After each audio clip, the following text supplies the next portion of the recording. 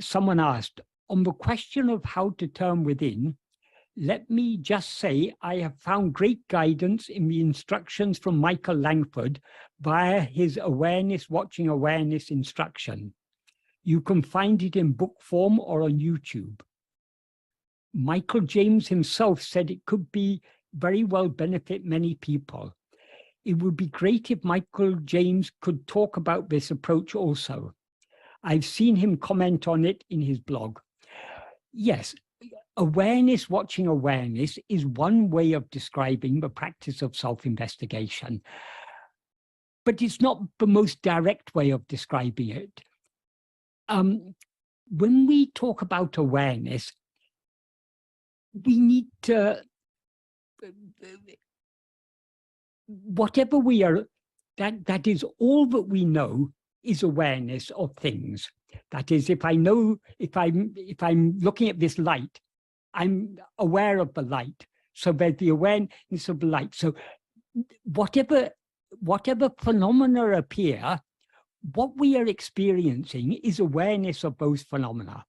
So we need to distinguish awareness of objects from the fundamental awareness that knows all objects, namely ourselves. Awareness that knows all objects is ego. More fundamental than ego is the adjunct conflated awareness, I am this body. So the two defining characteristics of ego, as ego, firstly, we know ourselves as I am this body, and secondly, we consequently know other things. So being aware of ourselves as I am this body, or being aware of anything else, that is the nature of ego. But the awareness that we actually are is the pure awareness I am. That is not awareness of anything. It is just awareness I am. So this is the awareness that we need to attend to. And what needs to attend to it? That is the mind that is usually going outwards needs to attend to its fundamental awareness I am. This can be described as awareness watching awareness, but this is an if it's described in this way, it can easily give room for, it can easily be misunderstood, because people, generally when people talk about awareness, most people think about awareness of things other than themselves. For example, generally people believe that in sleep we're not aware of anything. So there's no awareness in sleep. It is true in sleep, we are not aware of anything. In other words, we're not aware of any phenomena, but what remains in sleep is that fundamental awareness I am. So there is never a moment when we are not aware. We seem to be not aware in sleep only because we take awareness to mean awareness of things other than ourselves. So when there's such a prevalent misunderstanding of what is meant by awareness, to describe self-investigation just as awareness watching awareness can easily be misunderstood. That's why Bhagavan did sometimes describe it in those terms. He said, you need to be just aware of awareness, but the awareness if we understand him correctly, the awareness he's talking about is the awareness I am. So being aware of that awareness I am is, or rather being attentively aware of that awareness I am, because we are always aware I am, but most of the time we neglect or overlook this fundamental awareness I am because we're more interested in being aware of other things. So awareness watching awareness is not a wrong description, but it's a description that needs to be understood correctly, because words can very easily be misunderstood. So Bhagavan, that is, no words can adequately describe what it means to be self-attentive. But all that Bhagavan taught us is pointers towards that. So awareness watching awareness, yes, that's also a pointer, not necessarily the best pointer, but many people find it helpful. But that's all it is. That is what we are investigating is only awareness. Bhagavan often described ātma-vicāra as jnana-vicāra. Jnana means awareness. So when he described ātma-vicāra as jnana-vicāra, he means investigating awareness. But jnana in this context refers not just to any awareness, not awareness of this or of that. Just be aware, but fundamental awareness I am. That is what we need to investigate. And we can investigate this fundamental awareness I am only by attending to it. So awareness, watching awareness is not a wrong instruction.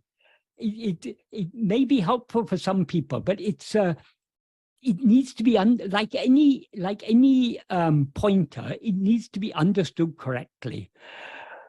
Michael Langford's understanding is often very questionable. Many things he says show, but he